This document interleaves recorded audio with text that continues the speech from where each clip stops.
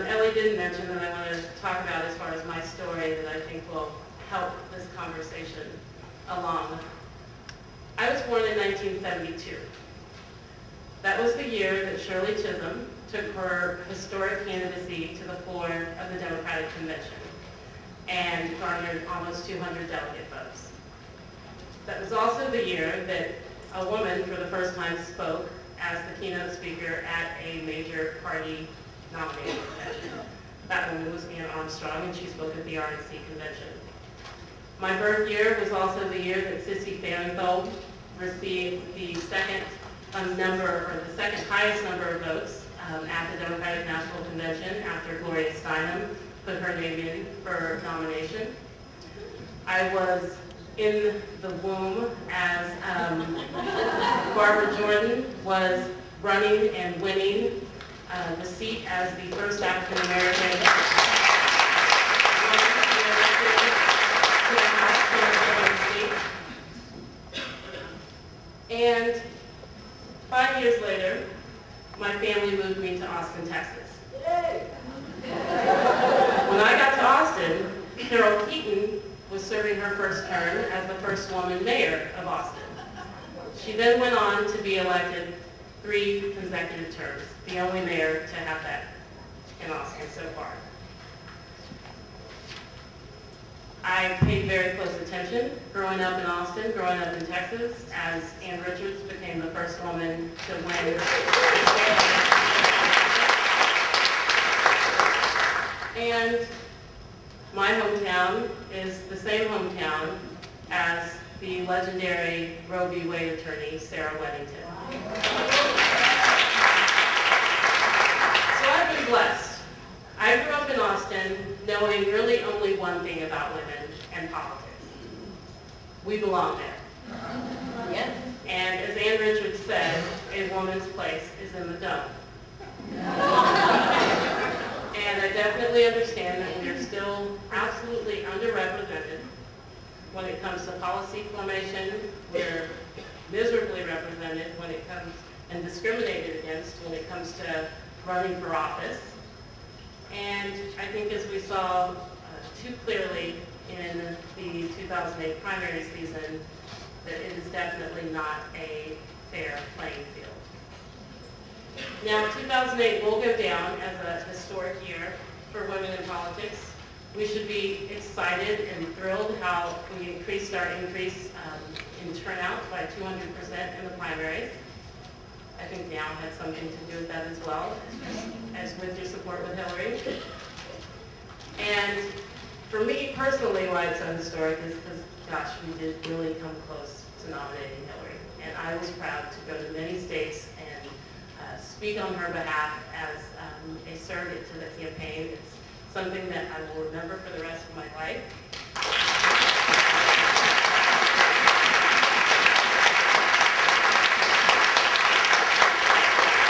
And it's an experience that I think has changed my entire organizing perspective.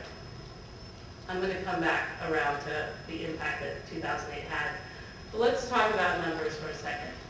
What does 16, 23, and 24, what do those numbers say to you? There are only 16% of Congress is made up of women. 24% of our statewide elected offices are made up of women. 23% of our state legislators are women. So yes, 2008 was a historic year. We had a very viable female candidate, but we have so much work to do and many mountains left to scale.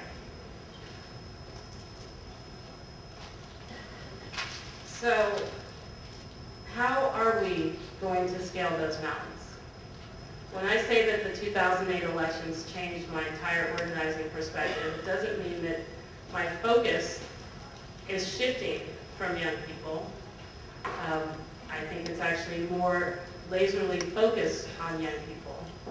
But where I worked as someone organizing at Rock the Vote and organizing on Democratic campaigns to turn out the youth vote, my focus is now going to be laserly pointed at organizing young women.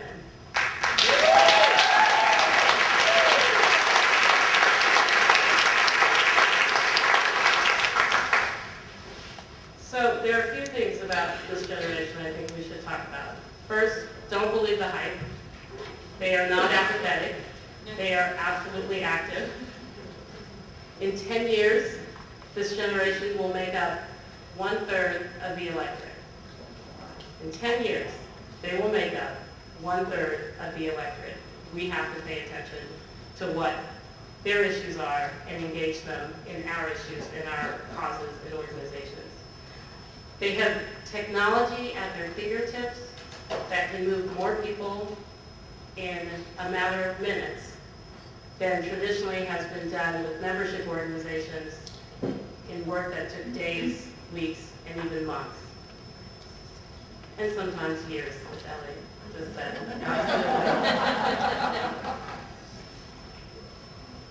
They volunteer in higher numbers than any other previous generation. How many people knew that?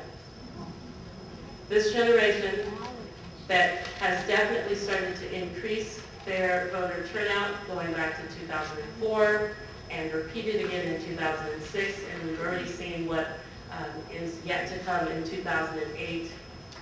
But before their involvement from a political standpoint, they were volunteering, they were getting engaged at the local level, they were starting their own grassroots organizations in higher numbers than any previous generation.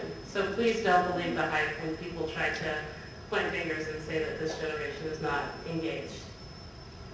They don't join membership organizations, but they do join groups and causes on Facebook.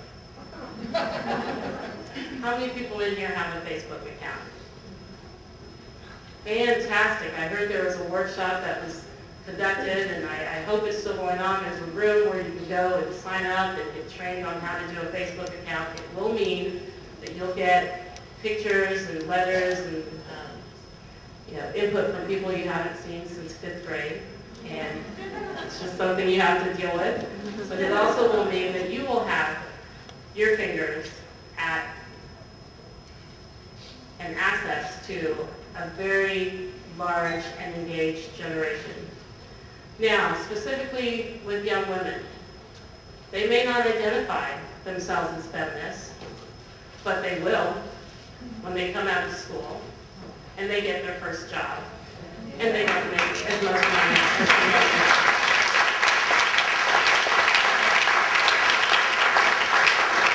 They may not wear t-shirts that say, "I'm a feminist, loud and proud," but they will when they realize how much they are losing their access to reproductive choices. And who will they turn to? Who's going to educate them? Who's going to organize them? Who's going to mobilize them?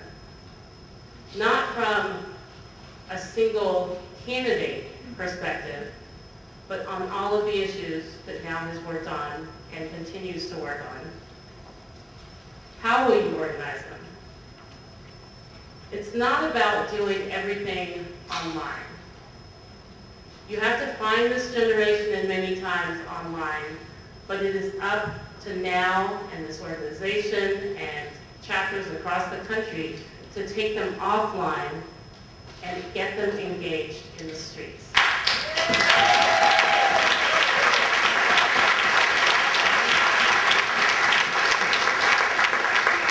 I ask that at next year's conference, every single person in this room, that you bring someone who is under the age of 30 with you.